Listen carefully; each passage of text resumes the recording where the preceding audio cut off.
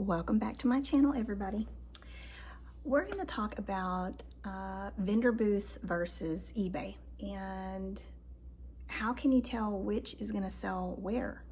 Well, the truth of the matter is you don't. And let me show you a prime example of this. So I've had this lamp. It's gorgeous. Yes, I know. It's very pretty. I have had this vintage lamp in my eBay store probably over a year, and I decided like 2 months ago that I was going to put it in my vendor booth instead, that maybe it would sell there. Not only did I put it in my vendor booth at an antique mall, but I cut the price by quite a bit. So I had it at the antique mall for $59, and there it sat for, like I said, about 2 months. Well, last night, this lamp that I had at the vendor booth for 60 bucks sold on eBay for $100. So of course I get up in a mad rush, run over to the antique mall, grab my lamp and get it ready, you know, not only for this video, but to ship out.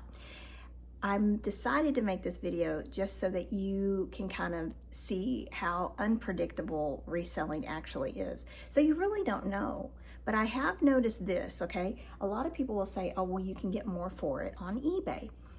Yes and no, and I'll tell you how that kind of works and how what I've seen in my own dealings with eBay and reselling in antique malls. I had a book and I put it on eBay, and I had that book on eBay for $9, okay? And it was on eBay probably for a couple of weeks and nothing. So I just kind of got tired of waiting, which I normally don't do. Normally I let my stuff sit. But this instance I said, you know what? I'm gonna put it in my vendor booth at the antique mall and see what happens. And do you know that the very first day that they were open for that work week, it sold, and it sold for triple what I was asking for it on eBay.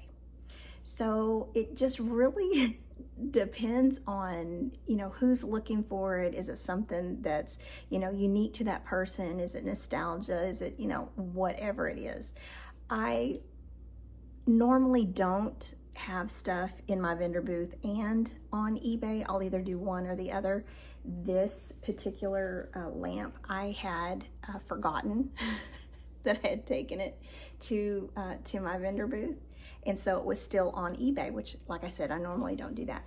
But I had seen it this week when I went to redo my booth, and so I knew that it was there. Now, whenever you are entering the world of reselling, just know that there are peaks and valleys, and it's a roller coaster. From week to week, you never know what your sales are going to do. You don't know if eBay is going to outperform your vendor booth. Sometimes it'll be your vendor booth outperforming eBay, and vice versa. So if you are on this reselling adventure with me and you like this kind of content, be sure to like, subscribe, and leave me a comment. I do like to chit chat with my reselling community. All right, guys, I will see you on the next one.